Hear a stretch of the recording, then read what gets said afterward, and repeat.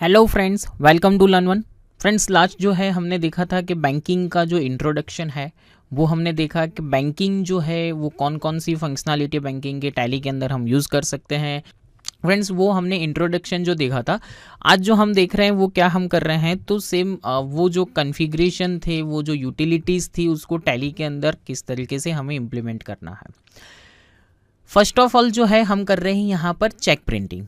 Check printing friends क्या है, तो जैसे ही मैंने आपको आगे भी कहा था कि भाई हम चेक जो है वो क्या कर रहे हैं, तो ये चेक मैन्युअल हम लिखते हैं, राइट। किसी को आप चेक दे रहे हो, ठीक है, तो हम चेक जो है हम मैन्युअल लिख रहे हैं। आपका भी बैंक अकाउंट होगा तो आपको पता होगा कि भाई आप किस तरीके से चेक जो है वो हम सामने वाली पार्टी को देते हैं, राइट। कभी जो है हम सेल्फ चेक भी जो है वो देते हैं कि भाई बैंक में से हमें कैश जो है वो विड्रॉल करना है, तो सेल्फ चेक भी देते हैं। सो अभी तो ऑलमोस्ट जो है कि भाई हम एटीएम से, या तो जो है कि भाई ऑलमोस्ट एटीएम का यूज़ होता है, या तो जो भी है जीपे या अदर जो एप्लीकेशन है उससे मनी हम जो है कि भाई विड्रॉल कर सकते हैं, या तो हम जो है कि ट्रांसफ़र कर सकते हैं। सो अभी की हम जैसे बात कर रहे हैं कि भाई बिजनेस के अंदर जो है कि क्या होता है, तो कि हमें सामने वाली पार्टी को चेक देना रहता है, और वो चेक जो है कि आपको लिखने की रिक्वायरमेंट नहीं है। अब जो है टैली आपको ये एक फैसिलिटी देती है कि आप डायरेक्टली टैली के अंदर से ही चेक जो है वो प्रिंट आउट कीजिए। ओके, तो उसके लिए भी क्या किया हुआ है, तो कि टैली ने पर्टिकुलर हर एक बैंक जो है वो बैंक की सारी फॉर्मेट जो है वो इसके अंदर आपको दे दी हुई है, ठीक है। आपको वहाँ पर सारी फॉर्मेट्स मिल जाएगी, और ये जो फॉर्मेट्स है सब CTS फॉर्मेट है, तो आपको कहीं पर जो है कि उसके कोई मेज़रमेंट या ऐसे कुछ आपको करने की रिक्वायरमेंट नहीं है। आपको क्या करना है, तो हमारा जो बैंक अकाउंट बना हुआ है वो बैंक अकाउंट के अंदर जाकर हमें चेकबुक का जो मैनेजमेंट है वो हमें सिर्फ एप्लीकेबल करना है। Okay, so let's see move on tally. Tally के अंदर देखते हैं कि किस तरीके से हमें जो है वो चेक के प्रिंटिंग के लिए कौन कौन से कॉन्फ़िगरेशन है, किस तरीके से चेकबुक का मैनेजमेंट हम करेंगे। सो वो हम देखते हैं टैली के अंदर। सो आपको जो है फ्रेंड्स क्या करना है, यहाँ पर आपको गेटवे ऑफ टैली पर जाना है, और यहाँ पर हम अल्टर में जाएंगे। अल्टर में हमारा जो लेजर है first of all HDFC bank का, तो ये HDFC बैंक का जो हमारा लेज़र है वो लेज़र के अंदर जो है कि भी हमें कॉन्फ़िगरेशन सेट करने हैं। देखिए अभी हमने लेज़र बनाया था, ठीक है, वहाँ पर हमारी कंपनी का नाम, IFS कोड, स्विफ्ट कोड जो है वो अभी हमारे पास अवेलेबल नहीं है, तो हमने यहाँ पर उसको ब्लैंक रखा है, ठीक है। यहाँ पर जो देखिए कि बैंक का जब भी हम लेज़र सिलेक्ट करते हैं तो क्या होगा कि आपकी जितनी भी बैंक्स है, ठीक है, ऑलमोस्ट यहाँ पर सारी बैंक आपको शो करेगी, ठीक है। हमें क्या करना है, हमारी जो बैंक है वही बैंक यहाँ पर आपको सिलेक्शन में लेना है। खास आपको ध्यान रखना होगा कि पर्टिकुलर हम हमारी ही बैंक यहाँ पर ले, ठीक है। यहाँ पर HDFC बैंक जो है कि वो भी लिखते हैं, तो यहाँ पर HDFC सिटीजन कोऑपरेटिव बैंक भी आ रहा है, HDFC बैंक भी आ रहा है। आपका स्टेट बैंक है तो पर्टिकुलर वही लेजर्स जो है आपकी यहाँ पर ले। देखिए ये आपका जो है कि एजुकेशनल मोड होगा, ठीक है, लाइसेंस वर्जन नहीं होगा, और एजुकेशनल मोड होगा तो आपको यहाँ पर ये बैंक का लिस्ट जो है वो ओपन नहीं होगा। साथ साथ कि आपका लाइसेंस वर्जन है पर लाइसेंस यहाँ पर उसको फैच नहीं हो रहा है, इंटरनेट की कनेक्टिविटी नहीं हो रही है, तो भी ये आपको यहाँ पर बैंक के नेम का जो लिस्ट आपको पूरा आ रहा है, लिस्ट ऑफ बैंक्स, वो यहाँ पर ओपन नहीं होगा, ठीक है। सो यहाँ पर हमने बैंक नेम ले लिया। यहाँ पर आपको ऑप्शन दिए हुए हैं चेकबुक का मैनेजमेंट, यानी कि आपको चेक रेंज सेट करनी है। सो चेकबुक मैनेजमेंट क्या होता है, तो फ्रेंड्स हमारे पास जब भी एक चेकबुक होती है, जैसे कि 50 पेज की चेकबुक होती है, हालांकि हमारा सेविंग अकाउंट है तो हमें क्या होता है कि 10-15 पेज का एक चेकबुक हमें मिलता है, ठीक है। आपका करंट अकाउंट है, जैसे कि बिजनेस के लिए अकाउंट है, तो आपको 15 पेज के जो है वो चेकबुक मिलती है। तो आपको वो पर्टिकुलर चेकबुक मैनेज करना है कि भाई ये बुक 1 है, ये बुक 2 है, ये बुक 3 है, तो आप टैली के अंदर भी कर सकते हो। हमारा जो पोर्टफोलियो होता है ना, जैसे कि भाई चेक जो हम जिसको दे रहे हैं, तो हम क्या करते हैं कि पर्टिकुलर वहाँ पर लिखते हैं कि भाई ये नंबर का चेक ये पार्टी को इतनी अमाउंट का हमने दिया, ठीक है। तो वो एक रजिस्टर हमारा जो है वो एक मेंटेन होता है। तो वो टैली के अंदर आपको किस तरीके से करना है, तो कि आपको चेक टू चेक पूरा करना होगा ना, तो आप यहाँ पर कर सकते हो।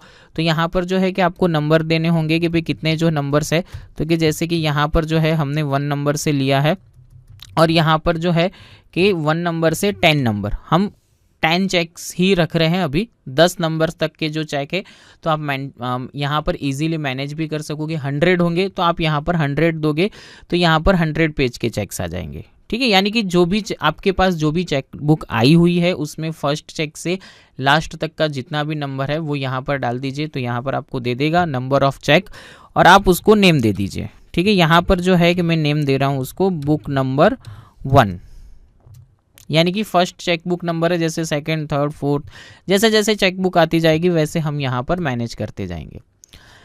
जैसे ही आप यस करते हो आपको उसके नीचे दूसरा ऑप्शन एक दे रहा है एनेबल चेक प्रिंटिंग, यानी कि आपको जो है चेक प्रिंट करना है। चेक प्रिंटिंग का कॉन्फ़िगरेशन हमें सेट करना है, तो हमने बट ऑलवेज ये ऑप्शन यस रखा है। इसको हम यस करने के बाद आपको नीचे एक और ऑप्शन दिया हुआ है set alter cheque printing configuration. Configuration जो है वो भी यस करने ज़रूरी है। चेक प्रिंटिंग तो आप कर ही रहे हो बट उसके कॉन्फ़िगरेशन यहाँ से सेट करेंगे हम। जैसे ही कॉन्फ़िगरेशन देंगे, हमने HDFC बैंक लिया था ना, तो HDFC बैंक की सारी फॉर्मेट्स यहाँ पर आपको दी हुई है। देखिए CTS फॉर्मेट है, ये CTS फॉर्मेट में से ही आपका कोई भी एक चेक होगा। यहाँ पर देखिए 8 नंबर जो है 7th नंबर आपको आपके चेक से मैच करना है। ठीक है, हमारे पास जो चेक है उसमें सपोज कि इस तरीके से लिखा हुआ है तो हमारा वही चेक हो जाएगा। ठीक है, क्लासिक करके जो है आपके चेक ऊपर लिखा हुआ है तो ये फॉर्मेट होगी, और ये फॉर्मेट के बाहर का आपका एक भी चेक नहीं होगा। सेंट्रलाइजेशन प्रोसेस जो हो रही है तो उसके अंदर आपको ये सारी फॉर्मेट दी हुई है, इसी में से ही आपकी एक फॉर्मेट होगी, उसके बाहर की कोई फॉर्मेट नहीं होती है।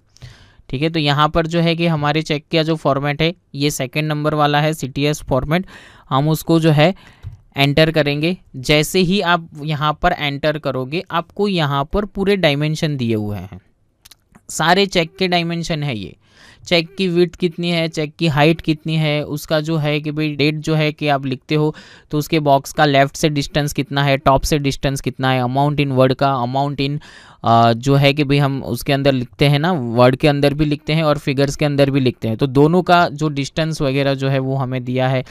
पे का नेम यानी कि पार्टी का नेम जब हम जहाँ पर लिखेंगे तो उसका, ये सारी डिटेल्स आपको जो है यहाँ पर सारे डायमेंशन दिए हुए हैं। फ्रेंड्स ये MM के अंदर ये सारे डायमेंशन है, राइट।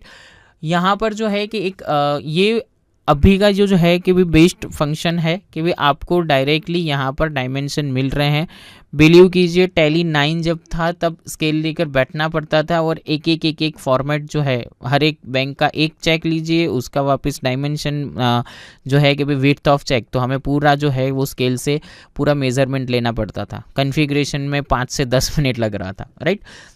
है डिजिटल के लिए जो अपग्रेडेशन हो रहा है तो यहाँ पर भी अपग्रेड यही सेम चीज़ हो गई है, यहाँ पर आपको फंक्शनलिटी मिल रही है।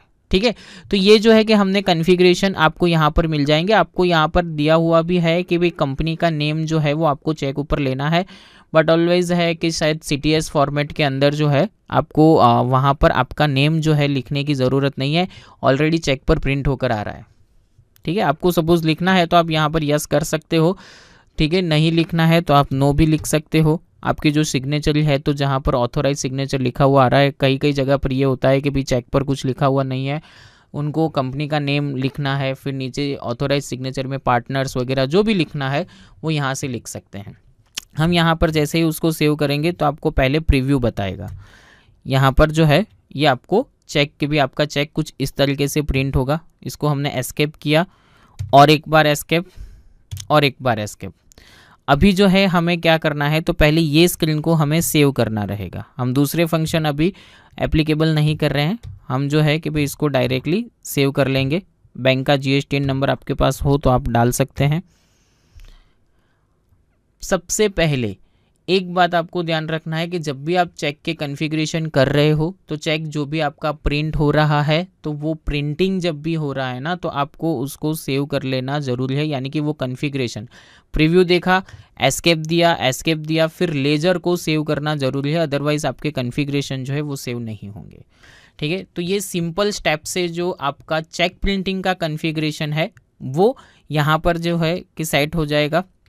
हम इसको चेक प्रिंटिंग का कॉन्फ़िगरेशन जो सेट करने के बाद जो है हम क्या करेंगे, तो यहाँ पर आपको सम ऑफ द बैंकिंग ट्रांजैक्शंस दिए हुए हैं। हमें क्या करना है, तो बैंक के अंदर जो ट्रांजैक्शंस होते हैं, बैंकिंग से जो ट्रांजैक्शंस होते हैं यानी कि बैंक थ्रू जो भी हो रहे हैं वो ट्रांजैक्शंस आपको यहाँ पर दिए हुए हैं। तो डे टू डे हम 1 बाय 1 ट्रांजैक्शन करेंगे। यहाँ पर हमें एक ट्रांजैक्शन दिया है 18 अप्रैल को अक्षय ट्रेडर्स से हमें कुछ चेक रिसीव हो रहा है, ओके, और पेमेंट की अमाउंट भी दी हुई है कि भाई उसने इतना हमें पेमेंट किया, यानी कि हमें रिसीव हो रहा है। सो कहाँ जाएंगे, गेटवे ऑफ टैली पर से वाउचर्स, वाउचर्स के अंदर ये पेमेंट जो है हमें रिसीव हो रहा है। तो यहाँ पर जो है F6, देखिए यहाँ पर आपको दोनों जो है कि मोड मिल रहे हैं, आपको चेंज मोड करके सिंगल एंट्री मोड में करना है तो आप सिंगल एंट्री मोड में कर सकते हैं, आपको डबल एंट्री मोड में करना है तो डबल एंट्री मोड यानी कि क्रेडिट डेबिट से कर सकते हैं, ठीक है। हम यहाँ पर सिंगल एंट्री मोड से कर रहे हैं। देखिए यहाँ पर मुझे बैंक मिल रही है HDFC बैंक, और जो है कि डेट कौन सी लेनी है हमें 18 अप्रैल, तो यहाँ पर हम ले रहे हैं 18 अप्रैल। HDFC बैंक ले लिया। किससे जो है पेमेंट आ रहा है, तो अक्षय ट्रेडर्स से आ रहा है, यहाँ पर अक्षय ट्रेडर्स। अमाउंट हमें दी हुई है 110,920। देखिए यहाँ पर जो है अभी आपको अगेंस्ट बिल बता रहा है, ठीक है। मेंटेन बिल वाइज डिटेल्स जब भी आप यस कर रहे हो तो जब भी हम बिल बनाते हैं तो वो पर्टिकुलर न्यू रेफरेंस से सेव हो रहा है। बट अभी जो है कि मुझे जब भी इसका पेमेंट रिसीव हो रहा है तो यहाँ पर तुरंत ही मुझे बता रहा है कि भाई अगेंस्ट रेफरेंस कौन से बिल्स का पेमेंट आ रहा है। तो यहाँ पर जो है 3rd नंबर का पेमेंट आ रहा है, यहाँ पर मैंने ले लिया, एंटर। जैसे ही आप यहाँ पर लोगे तुरंत यहाँ पर ये ट्रांजेक्शन्स का टाइप ओपन होगा कि भाई ये जो ट्रांजेक्शन है वो किस तरीके से है, आपको क्या यहाँ पे रिसीव हो रहा है कि भाई ई फंड ट्रांसफ़र है, यानी उसने NEFT RTGS ऐसा कुछ किया है तो आप यहाँ से ले सकते हो, चेक DD है तो यहाँ से ले सकते हो। शो मोर में आपको कॉन्फ़िगरेशन बताएंगे कि भाई ये आपका जो है कि भाई उसने कोई electronic cheque, ATM card, cash जो भी है वो आप यहाँ से सिलेक्शन कर सकते हो। हमारे लिए क्या है, तो हमें चेक दिया है, कौन सा चेक नंबर है, यहाँ पर हमें दिया है 00012, और जो है बैंक का नाम SBI, यानी कि सामने वाली पार्टी की जो बैंक है वो कौन सी है। तो देखिए मैंने सिर्फ SBI लिखा तो कुछ इस तरीके से आ रहा है, यहाँ पर मुझे पूरा लिखना पड़ेगा स्टेट बैंक ऑफ इंडिया, ठीक है। यानी कि सामने वाली पार्टी का जो चेक है वो, ये जो चेक है वो सामने वाली पार्टी का कौन सी जो है कि भाई बैंक का है, ठीक है। तो यहाँ पर हमें ये एक मेंशन करना रहता है। इसमें आपको ब्रांच भी मेंशन करनी है तो F12 कीजिए, तो यहाँ पर आपको फंक्शन जो है वो मिलेगा कि रिसीव फ्रॉम करके जो है वो ऑप्शन आप यस कर सकते हो। यहाँ पर ब्रांच का नेम भी दिया हुआ है तो आप ब्रांच नेम भी यस करके इसको सेव कर सकते हो। जैसे कि सामने वाली पार्टी का जो है कि कौन सी जगह पर है, तो सामने वाली पार्टी का जो चेक है वो अहमदाबाद है, ठीक है। यानी तो अहमदाबाद की भी ब्रांच आपको पर्टिकुलर लिखनी है तो आप SC रोड लिखिए, ठीक है।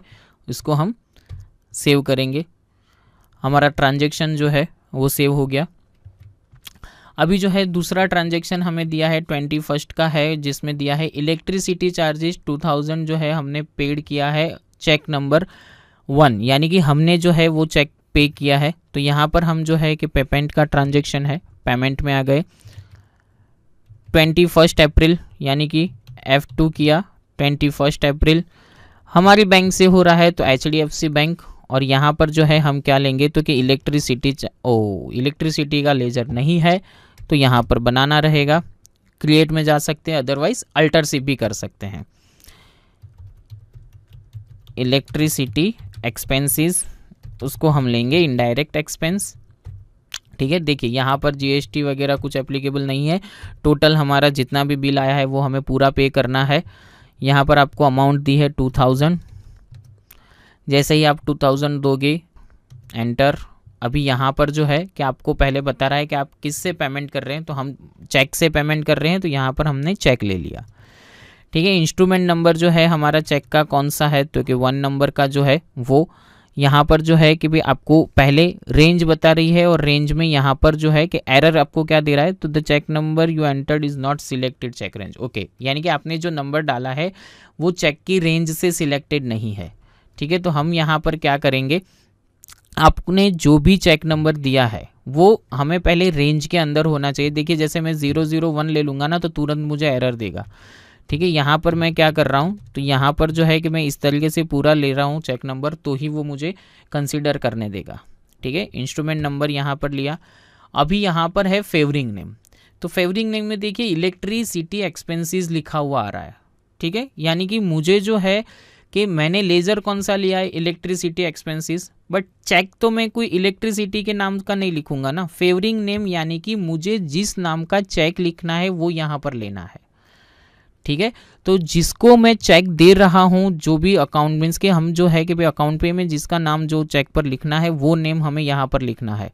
हमारा लेजर इलेक्ट्रिसिटी एक्सपेंस है, एक्सपेंस हमारा 2000 होगा, बट फेवरिंग नेम चेक ऊपर नेम क्या रहेगा, ठीक है। तो कोई चेक ऊपर जो हमारा नेम रहेगा वो कुछ इस तरीके से रहेगा। यहाँ पर है रिलायंस एनर्जी लिमिटेड, यानी कि हमें रिलायंस एनर्जी लिमिटेड का चेक लिखना है। यहाँ पर आप नरेशन के अंदर लिख सकते हो कि भाई ये जो है वो कौन सा है, तो कि हमारा इलेक्ट्रिसिटी का एक्सपेंसेस है। जैसे ही आप उसे सेव करोगे तुरंत ही आपको यहाँ पर प्रीव्यू पूछेगा। प्रीव्यू में जाइए, देखिए चेक ऊपर इस तरीके से लिखा हुआ आएगा रिलायंस एनर्जी लिमिटेड और 2000 ओनली, ठीक है। यानी कि डेट भी आ गई, पार्टी का नेम भी आ चुका है, अमाउंट आ गई, अमाउंट इन वर्ड्स भी आ गया। और ये चेक आप जैसे ही हम पेज प्रिंट करते हैं, ठीक है, तो इसी तरीके से आपको प्रिंटर में चेक रखना है और यहाँ से प्रिंट का बटन जो है वो प्रेस कर देना है, ठीक है। अदरवाइज़ आप अल्टर पी भी करोगे तो आपका चेक जो है वो प्रिंट आउट हो जाएगा। आप चेक अभी नहीं प्रिंट करना चाह रहे तो उसको एस्केप भी कर सकते हैं।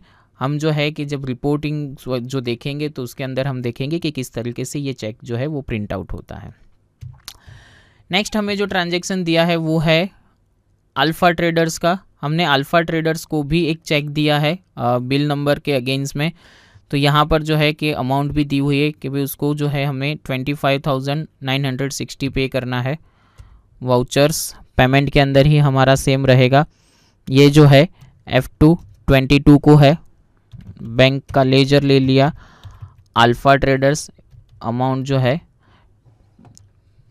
25,960 यहाँ पर कौन से बिल्स के सामने है उसका, तो यहाँ पर आपको जो है कि भाई बिल नंबर भी यहाँ पर दिया हुआ है कि भाई हमें जो करना है वो क्या करना है। तो कि भाई यहाँ पर हम 0007 का जो है उसका हम पहले कर रहे हैं, तो यहाँ पर enter.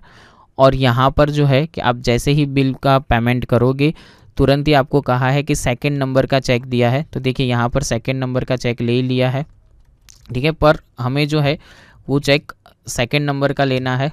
Alpha traders favouring name same रहेगा, सपोज़ उसमें भी चेंज है तो आप यहाँ पर जिसके नाम का भी चेक बनाना है आप वहाँ पर लिख सकते। देखिए यहाँ पर तुरंत ही जैसे ही आप प्रिंट आउट के लिए जो है कि भाई चेक सेव करोगे, ट्रांजैक्शन सेव करोगे, तुरंत ही आपको प्रिंट आउट के लिए पूछेगा। प्रीव्यू देख सकते हो आप। आपको अभी प्रिंट नहीं करना है तो आप एस्केप भी दे सकते हो।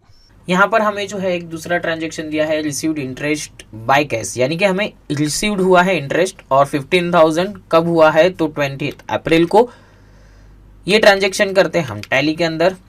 So first of all vouchers के अंदर आ जाएंगे। यहाँ पर हमें क्या दिया है 50,000 जो है 15,000 हमें कितना हुआ है, कैश रिसीव्ड हुआ है। तो हम यहाँ पर जाएंगे F2 करेंगे पहले। तो F2 के अंदर जो है कौन सी डेट हमारी होगी 20, ओके।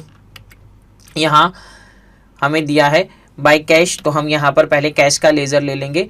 देखिए अभी यहाँ पर हमें इंटरेस्ट रिसीव्ड हो रहा है, तो रिसीव्ड जो हो रहा है इंटरेस्ट, इसका हमारे पास लेजर नहीं है, हमें यहाँ पर लेजर क्रिएट करना रहेगा।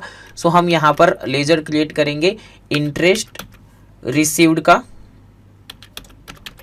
ओके, यानी कि इंटरेस्ट रिसीव्ड। और यहाँ पर जो है हमें क्या लेना रहेगा, तो देखिए ये जो है कि भाई इंटरेस्ट हमें रिसीव हो रहा है ना, तो ये हमारी इनकम है। यहाँ पर जो है कि ये हमारा एक्सपेंस नहीं होगा। रिसीव जब हो रहा है हमें इंटरेस्ट तो ये हमारा इनकम है, या आप डायरेक्ट इनकम के अंदर या तो इनडायरेक्ट इनकम के अंदर आप ले सकते हो। यहाँ पर हम इनडायरेक्ट इनकम के अंदर लेंगे। टाइप ऑफ लेजर में नो, यहाँ पर GST जो है वो भी एप्लीकेबल नहीं होगा। सो हम यहाँ पर नॉट एप्लीकेबल रखकर इसको जो है सेव कर लेंगे। कितनी अमाउंट हमें दी हुई है, तो यहाँ पर हमें अमाउंट दी है 15,000, 15,000। और यहाँ पर आप नरेशन के अंदर लिख सकते हो कि आपको ये इंटरेस्ट किसके पास से मिला है। सो यहाँ हम लिख देते हैं कि being amount received, being amount received. यहाँ पर जो है ना आप जो भी आपको जिसके पास से मिल रहा है तो वो आप उसका नाम भी दे सकते हो। जैसे कि भी यहाँ पर जो है मुझे ये एक नरेशन के अंदर लिखना है कि being amount amount received from Rohan. ठीक है, यानी कि आपको जिसके पास से इंटरेस्ट मिला है एज ए इंटरेस्ट के तौर पर आपको जिसके पास से भी ये अमाउंट मिल रही है उसका आप यहाँ पर लेजर लेकर आप ये ट्रांजेक्शन कर सकते हो। उसको जैसे ही आप एंटर करके सेव करोगे ट्रांजेक्शन हमारा सेव हो गया। देन जो है कि आपको क्या दिया हुआ है, डिपॉजिट कैश 10,000 इन HDFC बैंक। ओके, यानी कि हमने यहाँ पर कैश डिपॉजिट किया है 21 को। तो देखिए यहाँ पर जो है कि बैंक टू कैश के ट्रांजेक्शन है, कैश टू बैंक के ट्रांजेक्शन है, तो वो कॉन्ट्रा के अंदर होंगे। हम F4 करते हैं कॉन्ट्रा के अंदर। यहाँ पर क्या हो रहा है, तो यहाँ पर देखिए आपको कैश और बैंक दोनों शो करेगा। ठीक है, जैसे नीचे भी आप आ गए तो आपको भी यहाँ पर कैश और बैंक दोनों शो करेगा। तो इसका जो ट्रिक है ना, आप क्या कर सकते हो, या तो आप डेबिट क्रेडिट से एंट्री करो, आपको वो भी नहीं करना तो हम माइंड में एक ये लेकर चलेंगे कि भाई यहाँ पर हम किस तरीके से ट्रांजैक्शन करेंगे। तो यहाँ पर जो भी हमें ट्रांजैक्शन करना है वो किस तरीके से करना रहेगा, तो कि यहाँ का ट्रांजैक्शन हम करेंगे सिंगल एंट्री में, पर एक ट्रिक से करेंगे। आपको क्या दिया है, कैश डिपॉजिट किया है। ठीक है, यानी कि हमारे कैश जो है ना वो कम होगी। राइट, तो पहले हम क्या करते हैं, तो कि यहाँ पर पहले जो है कि हम कैश ले लेते हैं। कैश का बैलेंस हमें बता रहा है 1,62,000। कहाँ डिपॉजिट कर रहे हैं, तो कि बैंक में। कितना कर रहे हैं यहाँ पर 10,000। तो जो कैश का बैलेंस है वो 10,000 यहाँ से कम होना चाहिए। ठीक है, तो जैसे ही मैंने लिया तो देखिए कैश का 10,000 बैलेंस कम होने की जगह यहाँ पर कितना हो रहा है, 1,72,000 हो रहा है।